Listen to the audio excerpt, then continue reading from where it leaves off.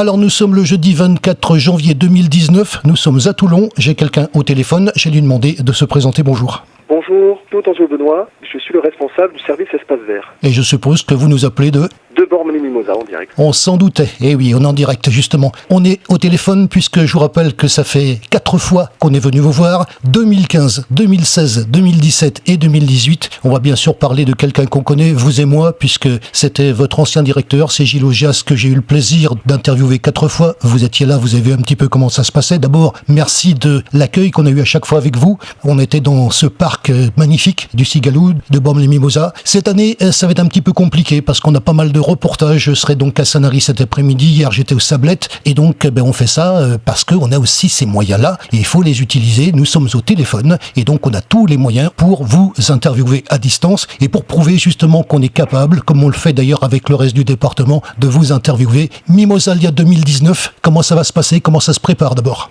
Tout d'abord, ça se prépare de longues semaines avant. On réfléchit sur le thème d'abord. Pendant les réunions, on se met d'accord. Et une fois qu'on a trouvé le thème, ensuite, on lance la recherche de personnes ou de conférences. Également aussi le thème du jardin, le décor qu'on a sur la salle des fêtes que les services Espace Vert réalisent. Et les exposants qui vont aussi avec le thème de cette année, de la 22e édition. On va parler du thème, vous l'avez dit, devant la salle des fêtes. Cette année, ça va être quoi? C'est l'intelligence des arbres. Notre décor n'a pas grand-chose à voir, on va dire, sur le fond.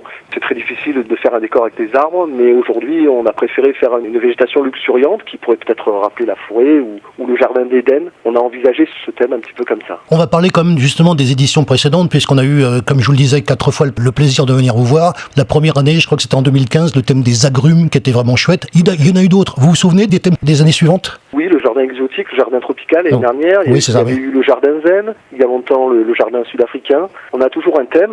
Cette année, le thème, c'est l'intelligence des arbres. Ensuite, notre décor n'est pas forcément maintenant en relation avec le thème. Techniquement, c'est très difficile de faire un décor qu'avec des arbres. Justement, moi, c'est un petit peu... c'est pour ça que je vous pose la question, parce que effectivement, c'est une des particularités de Mimosalia, ce décor particulier qui est devant la salle des fêtes, et pour lequel, je suppose, avec toute votre équipe, parce que bien sûr, le service des espaces verts de Bormes-les-Mimosas, pour vous avoir côtoyé pendant 4 fois, c'est véritablement une équipe qu'on a eu le plaisir d'ailleurs de se retrouver, notamment sur le haut, là où il y a les exposants, parce qu'il y a une loterie aussi. Il y a des gens qui sont au jardin, on va en parler. On cerne un petit peu la manifestation, puisque je la connais en haut, près du village. On a donc un espace, vous avez donc tous les exposants. On va parler d'eux d'abord aussi. Alors, c'est tous les exposants qui sont à thème sur le mobilier, l'aménagement du jardin. Et puis, bien sûr, on parle du jardin. Au jardin, qu'est-ce qui se passe? On a, bien sûr, comme chaque année, une trentaine d'exposants. Ça va des pépiniéristes collectionneurs sur les jardins méditerranéens, mais également les jardins sud-africains. On retrouve les plantes australiennes, on retrouve les orchidées, les tillandsias, les camélias aussi. On a beaucoup de diversité qui permet justement aux visiteurs généralement de trouver son bonheur. Alors on a devant l'office du tourisme, là il y a déjà quelque chose, après qu'on a cet espace, on descend, on va parler également, puisque je connais, devant la mairie, il y a également des stands, notamment un stand de rempotage pour les enfants. L'allée de la mairie, c'est souvent, et la placette, c'est souvent consacré aux ateliers pour enfants et le service Espace Vert avec quelques jardiniers qui permet aux enfants de s'adonner un peu à la plantation, au rempotage, c'est-à-dire qu'on a des petites plantes qu'on rempote dans des grands pots et qui pourront ensuite ramener chez eux. Vous vous rendez compte, on apprend aux enfants presque à cultiver, c'est quand même pas rien. On leur apprend ce que c'est un terreau, un peu la terre, et puis comment la plante elle pousse en même temps, donc c'est toujours des petits éléments qu'on leur glisse dans l'oreille. Peut-être que plus tard, ça leur donnera un avenir, pourquoi pas être jardinier à Bormes. Tout à fait. Puis on va parler de Bormes aussi, parce que c'est le nombre de fleurs, rappelons-le au passage, pendant que je l'ai en tête. Alors le nombre de fleurs, c'est 4 fleurs. Cette année, on a été confirmé encore au label 4 fleurs. D'ailleurs, le 13 février, on va monter à Paris et on va récupérer un diplôme, on va dire, un trophée. Monsieur Gilles Augias, qui a été confirmé meilleur jardinier parmi les villes françaises. Il est parti à la retraite et il aura ce fabuleux trophée que le ministre va lui remettre le 13 février à Paris. Juste pour la petite histoire, il est parti quand à la retraite? Alors il est parti fin juin, et j'ai repris juste derrière lui. Ça fait 12 ans qu'on travaillait ensemble, voilà.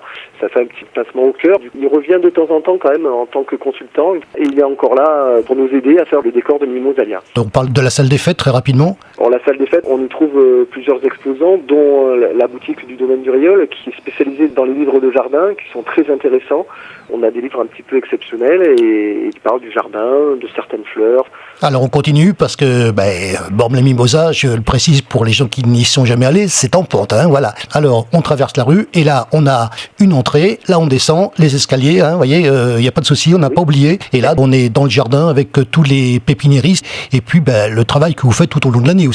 Tout à fait, on a ce parc du Cigalou qui a une grande place arborée avec des grands pins, des grands chênes, et dessous, généralement à l'abri, c'est là où on retrouve nos 30 exposants qui sont concentrés à cet endroit, qui vivent pendant 2 jours avec nous cette manifestation. On se connaît, là on commence à se tutoyer, on connaît leur spécialité et puis leur savoir-faire. C'est vraiment pour ça qu'on continue à les faire venir. Et que nous on a côtoyé pendant 4 ans, hein, je le répète, 2015, 2016, 2017, 2018. Il y a bien sûr l'affiche de 2019 qu'on a fait paraître dans le groupe Fêtes et Foires dans le 83, bien évidemment. Sur cette affiche d'ailleurs, je crois qu'il y avait une conférence l'année dernière, il y en a une autre cette année, en 2019. Cette année, elle se trouve à la salle des fêtes.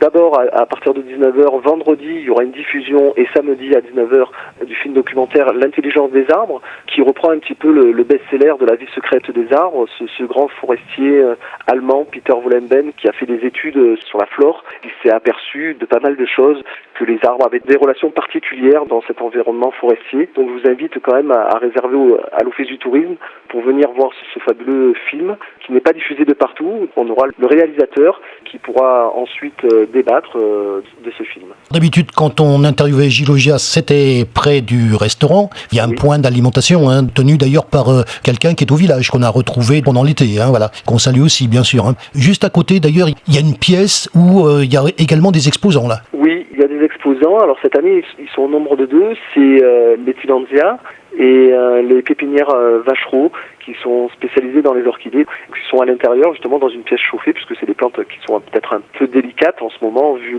la fraîcheur des nuits. On les retrouve là et vous pourrez trouver des orchidées de collection et des Tillandsia également de collection. Alors c'est le moment aussi de faire ce qu'on appelle la récapitulation, puisque je rappelle, cette année on est au téléphone. C'est donc le samedi 26 et le dimanche 27 janvier 2019. C'est donc à Bormes-les-Mimosas, c'est Mimosalia, l'édition 2019 qu'on a couvert pendant 4 années. Comme je vous le disais, on a justement cette possibilité et que je suis heureux d'ailleurs de l'utiliser avec vous, avec Bormes-les-Mimosas. Il y a une tradition dans les interviews par téléphone, c'est vous qui terminez, on appelle ça le mot de la fin. Le mot de la fin, c'est pour vous. Écoutez, je vous souhaite tous de venir à Mimosalia, on va avoir un soleil radieux, c'est le moment de voir le mimosa en fleurs dans notre village. Venez rencontrer les pépiniéristes et tous les exposants qui sont là pour vous faire découvrir de belles choses.